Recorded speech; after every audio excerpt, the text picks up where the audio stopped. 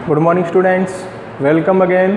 बच्चों, आज का जो हमारा टॉपिक है वो है क्लोरोप्लास्ट के विभिन्न कार्य, फंक्शंस ऑफ क्लोरोप्लास्ट। बच्चों, प्रीवियस क्लास में अल्ट्रा स्ट्रक्चर ऑफ क्लोरोप्लास्ट के बारे में बात की थी और आज अपने करेंगे क्लोरोप्लास्ट का काम क्या है, इसके फंक्शन क्या है। बच्चों, जो ग्रीन प्लांट्स हैं तो ये क्या करते हैं, ऑटोट्रॉफ्स हैं। ऑटोट्रॉफ्स का मतलब क्या है, जो भोजन है खुद प्रिपेयर करते हैं। और ग्रीन प्लांट्स की जो लीव्स हैं that is also known as kitchen of the plants, क्या कहलाती है, पादपों का रसोई घर कहलाती है। बच्चों, अपने जो घर के अंदर जो रसोई है उस रसोई का क्या काम है, फूड प्रिपरेशन। रसोई में क्या होता है, रसोई घर में क्या होता है, खाना तैयार होता है। ठीक वैसे ही एक प्लांट बॉडी के अंदर जो लीव्स हैं वे क्या करती हैं, प्लांट के लिए भोजन तैयार करने का काम करती हैं। इसीलिए इसको क्या बोला जाता है,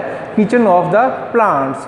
क्यों? क्योंकि लीव्स के अंदर क्लोरोप्लास्ट मिलते हैं। क्लोरोप्लास्ट के अंदर क्या मिलते हैं, क्लोरोफिल मिलते हैं। तो बच्चों, ये क्या करते हैं, आल्सो ग्रीन इन कलर, और ये क्या करते हैं, फोटोसिंथेसिस का काम करते हैं, भोजन बनाने का काम करते हैं। और ग्रीन प्लांट्स के द्वारा जो भोजन बनता है यह विधि क्या कहलाती है, फोटोसिंथेसिस, प्रकाश संश्लेषण।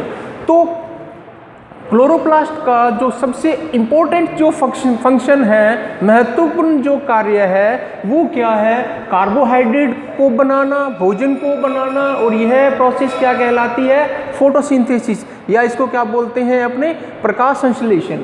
अगर प्रकाश संश्लेषण की अगर रिएक्शन देखें, 6CO2 12H2O, बदले में क्या है, कार्बोहाइड्रेट की फॉर्मेशन होती है। और बच्चों, कार्बोहाइड्रेट की फॉर्मेशन के साथ इसमें क्या है, ऑक्सीजन भी प्रोडक्ट के रूप में निकलती है। और ऑक्सीजन क्या करती है, एनवायरनमेंट को प्योर बनाने का काम करती है। रेस्पिरेशन में अपने क्या करते हैं, CO2 को छोड़ते हैं, ऑक्सीजन को लेते हैं। और ये जो ऑक्सीजन है ये कहाँ से आती है, पेड़ पौधों से आती है। ठीक है, तो पेड़ पौधे दो महत्वपूर्ण कार्य करते हैं। क्या करते हैं, एक तो भोजन को बनाते हैं, कार्बोहाइड्रेट को बनाते हैं, ठीक है, और दूसरा क्या है, ऑक्सीजन को रिलीज करते हैं। ठीक है बच्चों, ये जो ऑक्सीजन है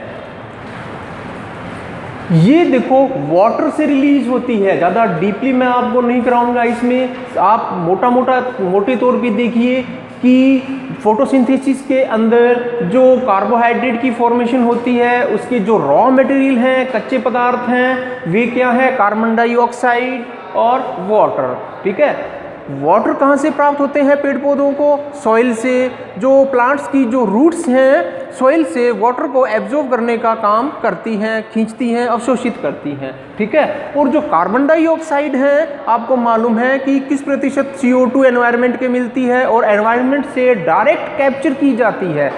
CO2 को कैप्चर करके किसका निर्माण होता है, कार्बोहाइड्रेट का निर्माण होता है। तो बच्चों, फोटोसिंथेसिस एक रिडॉक्स प्रकार की अभिक्रिया है। इसमें रिडक्शन और ऑक्सीडेशन दोनों ही क्रियाएं होती हैं। फोटोसिंथेसिस की अगर क्रिया विधि देखें, अगर mechanism of photosynthesis also are of two types.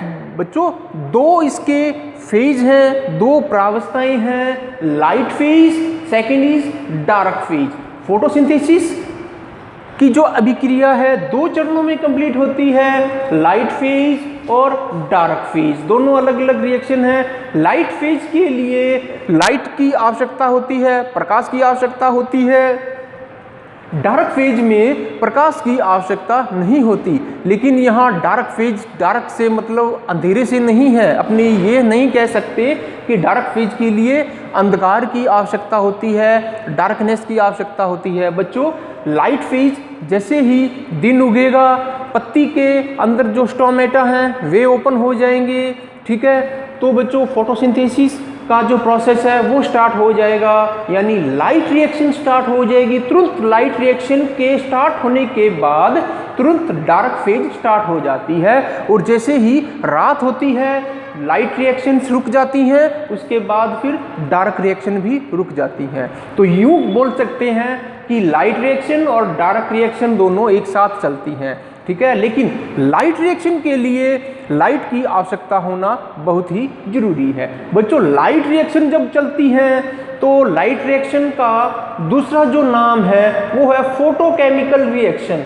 इसी प्रकार डार्क फेज को बायोकेमिकल रिएक्शंस के नाम से भी जानते हैं। लाइट फेज के दौरान बच्चों क्या होता है, लाइट फेज के दौरान वास्तव में प्रोडक्शन ऑफ एनर्जी, ऊर्जा का उत्पादन होता है। और लाइट रिएक्शंस कहाँ होती है, टेक प्लेस इन ग्रेना। कल मैंने आपको स्ट्रक्चर बताई थी क्लोरोप्लास्ट की कि उसमें ग्रेना पार्ट होता है, दूसरा उसमें स्ट्रोमा पार्ट होता है। ठीक है, जो ग्रेना पार्ट है उसमें लाइट रिएक्शंस चलती हैं, जो स्ट्रोमा पार्ट है जिसको मैट्रिक्स बोलते हैं उसमें डार्क रिएक्शंस चलती हैं। ठीक है, तो लाइट रिएक्शंस ग्रेना वाले क्लोरोप्लास्ट के ग्रेना वाले पार्ट के अंदर चलती हैं। Thylakoids, thylakoids basically functional unit of chloroplast. ठीक है, तो लाइट फेज के दौरान ऊर्जा का उत्पादन होता है, प्रोडक्शन ऑफ एनर्जी किस फॉर्म में होता है, एटीपी के रूप में, और एक रिड्यूसिंग पावर NADPH2 के रूप में। तो लाइट रिएक्शन के दौरान प्रोडक्शन ऑफ एनर्जी, ऊर्जा का उत्पादन होता है एटीपी के रूप में और रिड्यूसिंग पावर NADPH2 के रूप में। That is also called as photophosphorylation. वास्तव में production of energy called as photophosphorylation. बच्चों डार्क फेज के अंदर क्या होता है, सबसे पहली बात डार्क रिएक्शंस कहाँ होती हैं, स्ट्रोमा के अंदर होती हैं। और डार्क रिएक्शन के दौरान ही कार्बोहाइड्रेट की फॉर्मेशन होती है। डार्क रिएक्शन के दौरान कार्बोहाइड्रेट की फॉर्मेशन होती है। एनवायरनमेंट की जो CO2 है बच्चों उसको फिक्स किया जाता है।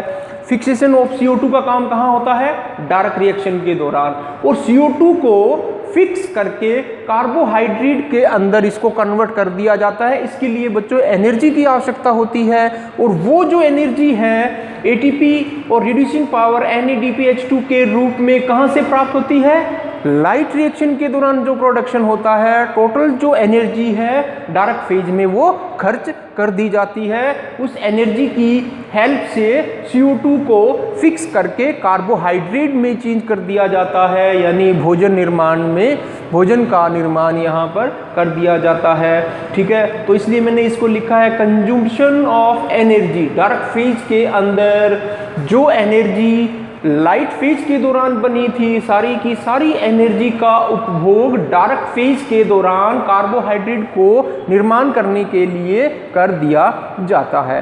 तो इस प्रकार क्या है बच्चों, जो ग्रीन प्लांट्स की जो लीव्स हैं वे क्या करती हैं, फोटोसिंथेसिस का काम करती है, प्रकाश संश्लेषण का काम करती है, और इस दौरान कार्बोहाइड्रेट को बनाने का काम करती है। साथ ही बच्चों ऑक्सीजन रिलीज करती हैं जो कि एनवायरनमेंट को प्योरीफाई करने का काम करती है, शुद्ध करने का काम करती हैं।